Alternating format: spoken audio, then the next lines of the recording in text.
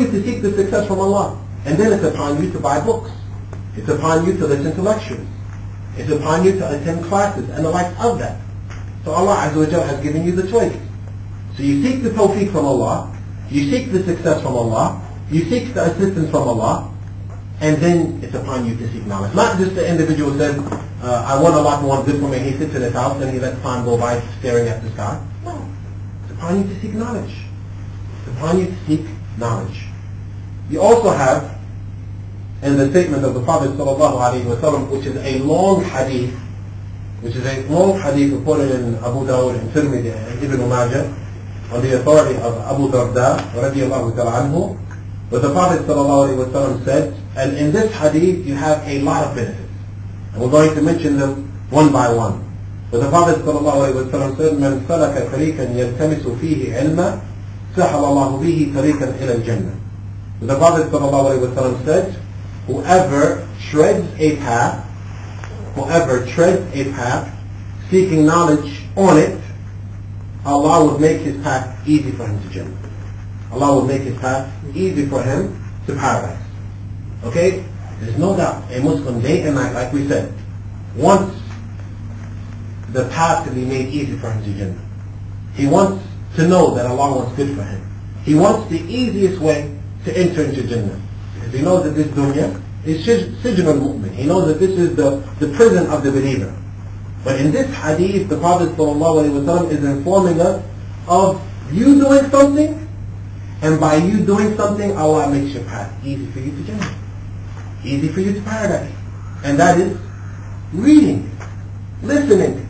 And it doesn't require that an individual has to fight. It doesn't have to require that an individual has to do this, do that. No, it requires that an individual reads, studies, reviews, attends classes, and the like. Whoever treads a path seeking knowledge, Allah will make his path easy for him to Jannah. And Sheikh Muhammad bin Salih Al-Uthaymeen, rahmatullahi alayhi, he said in his book of knowledge that that's two ways. It actually has two meanings. Whoever treads the path, meaning whoever actually travels. One of the meanings is whoever actually travels, like many of you brothers have done. Some of the brothers have come from Sharjah, some of the brothers have come from different parts of the UAE.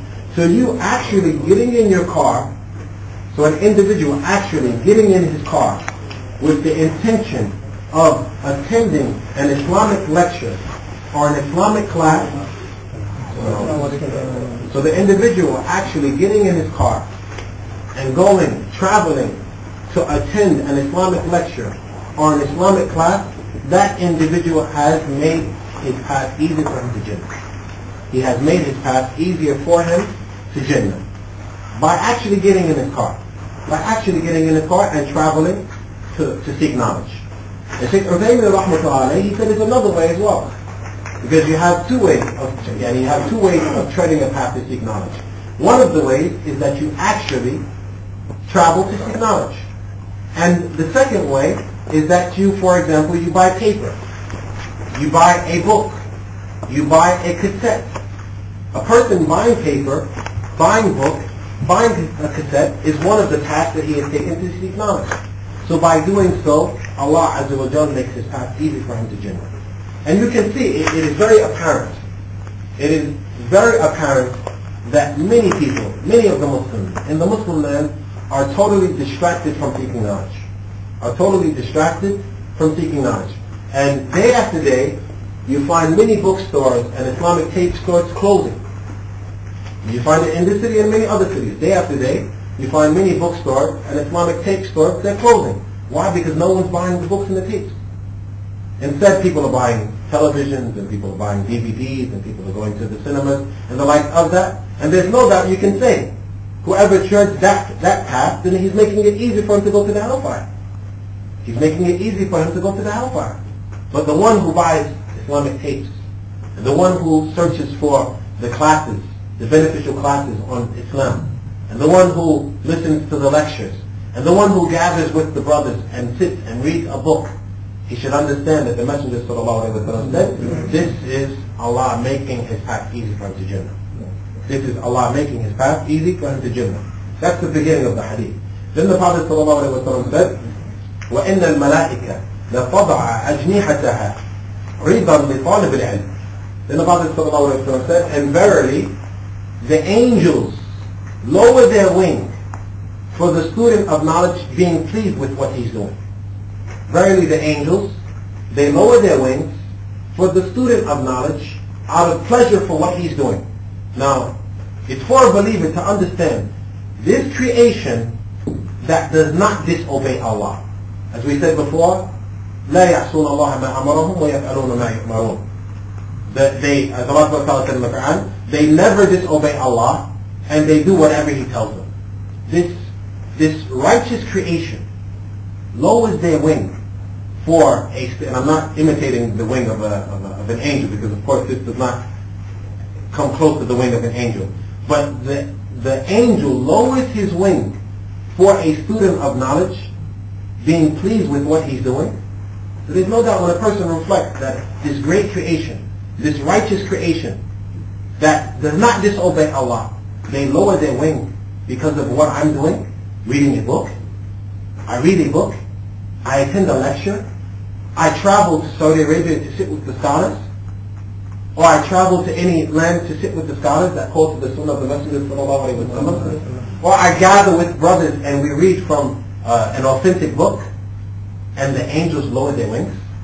There's no doubt when an individual hears this, it creates in him the desire, the want to study, to learn. It doesn't take that you have to travel millions of miles. It doesn't take that you have to spend billions of dollars. It doesn't take much energy. You have to open your eyes and read. You have to open your ears and listen. And the angels lower their wings for that individual. Then the Prophet ﷺ said, وَإِنَّ الْعَالَمْ لَيَسْتَغْفِرَ لَهُ مَنْ فِي السَّمَاوَاتِ وَمَنْ فِي الْأَرْضِ حَتَّى الْحَيْتَانُ فِي جَوْفِ الْمَاءِ.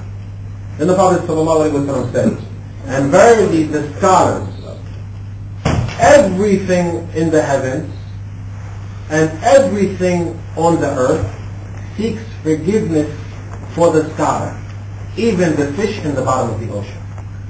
Even the fish in the bottom of the ocean. Yani everything in the heavens and everything on the face of the earth seeks forgiveness for the scholar. Seeks forgiveness for the scholar, even the fish in the bottom of the ocean. Now that's something to also think about.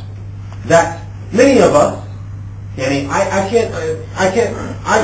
can't say one person that I know in a day or in an hour or in a minute or in a month says, oh Allah forgive Mustafa. Oh Allah forgive Ahmed. Oh Allah, yani we hope that we have at least our children.